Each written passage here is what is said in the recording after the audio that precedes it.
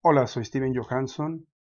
En este video te voy a hablar de las facultades que la Constitución otorga a estados y municipios, así como de la evolución que el federalismo ha experimentado en las últimas décadas. Los modelos de organización territorial y política más comunes son los sistemas unitarios y federales. Los estados unitarios tienen un solo orden de gobierno, además del municipal, el gobierno central. Los estados federales se componen de entidades soberanas y autónomas que por decisión propia forman parte de una entidad política mayor que los une. El Estado federal hace coexistir dos órdenes de gobierno, dos soberanías, el gobierno federal y las entidades federativas. El federalismo mexicano adopta el modelo estadounidense. La Constitución de 1824 establece que la nación adopta la forma republicana, representativa y federal. El carácter federal de la República Mexicana es ratificado por las constituciones de 1857 y 1917. Sin embargo, en la práctica, el federalismo cede el lugar a partir de las décadas de 1930-1940 a un fuerte centralismo, que se mantiene y se refuerza hasta principios de la década de 1980. No es sino hasta 1983 que se empiezan a descentralizar algunas políticas públicas.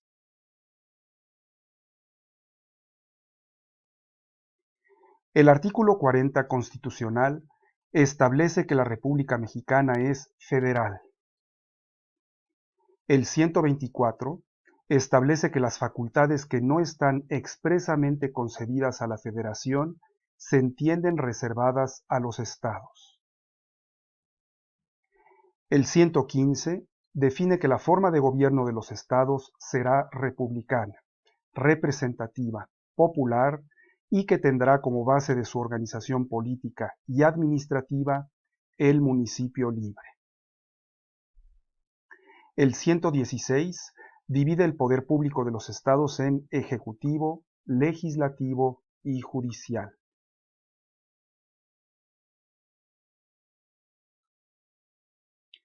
La organización política de los estados es establecida por el artículo 116 constitucional. El poder ejecutivo se deposita en un gobernador, electo por sufragio popular por un periodo de 6 años. El poder legislativo se deposita en los congresos locales, conformados por una sola cámara. El número de diputados que conforman cada legislatura estatal es variable. La facultad de iniciar leyes es compartida por diputados locales, gobernadores y ayuntamientos. Los congresos estatales tienen la facultad de vigilar a los ejecutivos locales a través de las auditorías superiores de los estados. Los congresos locales definen la división territorial de los estados y crean nuevos municipios. El fenómeno de los gobiernos divididos se presenta por primera vez en un estado, en 1989 en Baja California, y de 1989 a 1997, 11 estados y 14 legislaturas experimentan gobiernos divididos. El poder judicial recae en los tribunales que las constituciones locales deciden establecer. En regla general, el poder judicial de los estados comprende un tribunal superior y juzgados, que conocen asuntos de índole civil y penal. Los estados cuentan además con tribunales electorales. Los municipios tienen personalidad jurídica. son gobernados por ayuntamientos de elección popular, integrados por síndicos y regidores electos por el principio de proporcionalidad. Los ayuntamientos tienen atribuciones reglamentarias. Pueden emitir reglamentos y disposiciones para organizar la administración municipal, regular las funciones y servicios públicos de su competencia. Seguridad pública, agua potable, drenaje y alcantarillado, alumbrado público, limpia y recolección de basura, mercados, calles y jardines, rastro y panteones.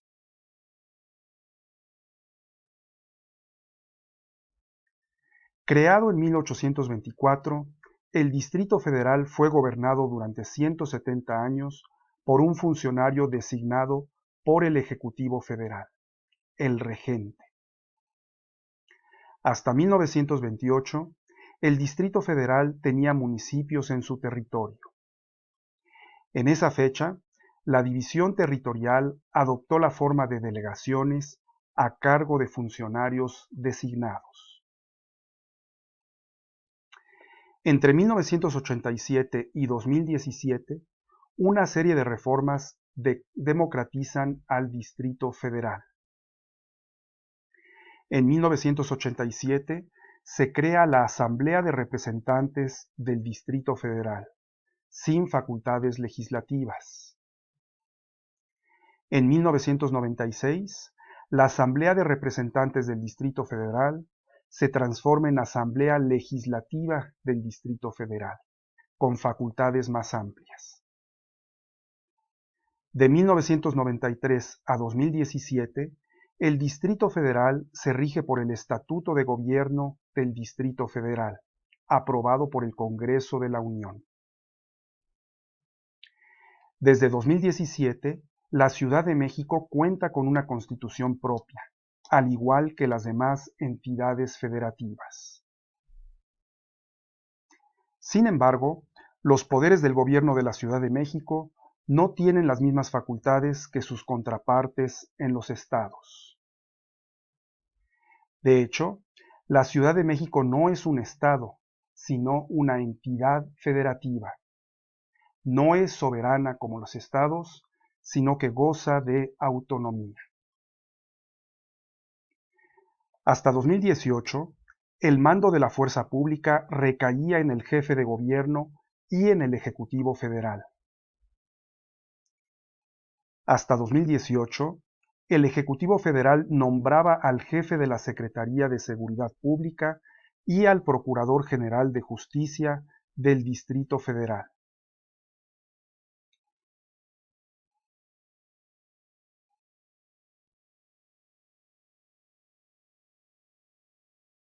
Desde esa fecha, es el jefe de gobierno el que nombra al jefe de la Secretaría de Seguridad Pública.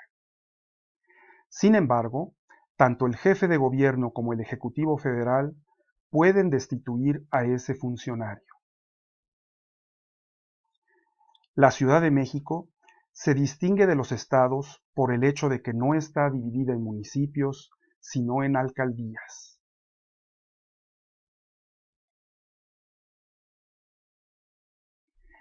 En México, se entiende reservado a los estados todo aquello que no está expresamente conferido a las autoridades federales. La Constitución establece ciertas prohibiciones a los estados, como celebrar alianzas o tratados con otro estado o potencia extranjera, o acuñar moneda. También establece facultades concurrentes, es decir, facultades en las que participan de manera conjunta ambos órdenes de gobierno, como seguridad pública y educación. Existen, por último, facultades coincidentes que pueden ser ejercidas indistintamente por los poderes central o locales, como la educación universitaria.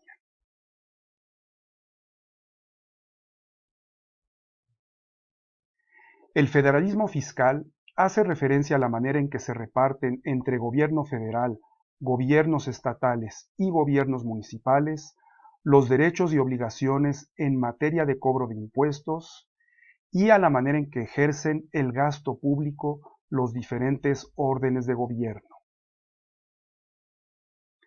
Los dos impuestos más importantes, el impuesto al valor agregado y el impuesto sobre la renta, son impuestos federales. Los ingresos estatales provienen de tres fuentes: los impuestos y derechos que recaudan directamente los estados, como la tenencia; las transferencias federales, participaciones, aportaciones e ingresos por convenios específicos; y otros ingresos, como la emisión de deuda o utilidades de las empresas estatales. Los ingresos municipales también provienen de tres fuentes: el impuesto predial, las participaciones federales, con arreglo a las bases y montos que determinen las legislaturas de los estados, y los ingresos derivados de la prestación de los servicios públicos a cargo del municipio. Estados y municipios muestran una dependencia muy alta del gobierno federal respecto de sus ingresos. En 2015, según información de la Cámara de Diputados, las entidades con mayor dependencia del gobierno federal en sus ingresos eran San Luis Potosí y Durango, en donde 93% de los ingresos provienen del gobierno federal. La entidad con menor dependencia del gobierno federal es el Distrito Federal, en donde solo el 53% de los ingresos provienen del gobierno federal. Le siguen Nuevo León y Jalisco, en donde 69% y 85% de los ingresos provienen del gobierno federal. Desde 1983 ha habido una evolución hacia un mayor equilibrio en materia de gasto, pero no de ingresos. México es uno de los países más atrasados en materia de federalismo fiscal en lo que respecta a los ingresos. En materia de gasto, se ubica muy cerca del promedio de los sistemas federales.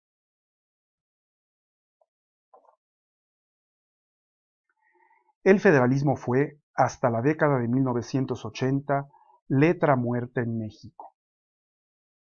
Durante el siglo XX, el centralismo se reforzó y los gobernadores y presidentes municipales estuvieron subordinados al gobierno federal. Esto empezó a cambiar durante las últimas 2 décadas del siglo XX. Gobernadores y presidentes municipales dejaron de deber su puesto al presidente en turno. La democracia dio pluralidad y autonomía política a los gobiernos estatales y los convirtió en actores centrales del proceso de toma de decisiones.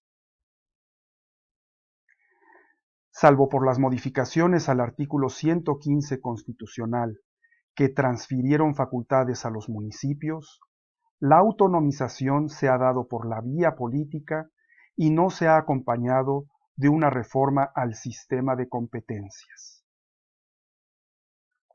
La ampliación del poder de los gobernadores no se ha acompañado de una mayor rendición de cuentas.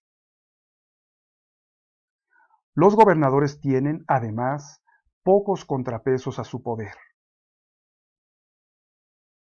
La subordinación de los tribunales superiores, los institutos electorales, las comisiones de derechos humanos y los órganos de vigilancia presupuestaria, auditorías superiores, que han disminuido sensiblemente a nivel federal, aún persiste en los estados.